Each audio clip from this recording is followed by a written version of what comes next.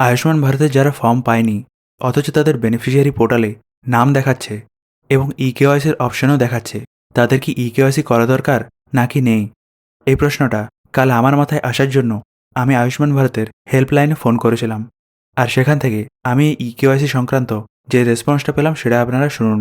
मैं किरण आपकी किस प्रकार से सहायता कर सकता हूँ?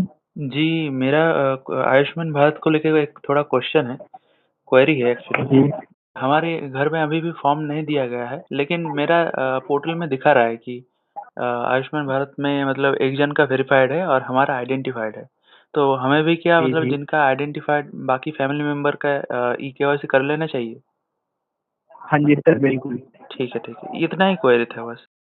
তাহলে এখান থেকে বুঝতে পারছেন, যদি আপনার আয়ুষ্মান ভারতের ফর্ম নাও এসে থাকে আর পোর্টালে স্ট্যাটাস চেকের সময় আপনার নামটা শো করছে, তাহলে আপনি ইকেওয়াইসিটা করে রাখতে পারেন। আর যদি আপনি আয়ুষ্মান ভারতের স্ট্যাটাস চেক করতে না জেনে থাকেন, তাহলে আপনি এই ভিডিওটা দেখতে পারেন। ভবিষ্যতে আয়ুষ্মান ভারত সংক্রান্ত আপডেটের জন্য আপনি আপনার ফর্ম বন্ধুকে সাবস্ক্রাইব করুন। ভিডিওটি দেখার জন্য ধন্যবাদ।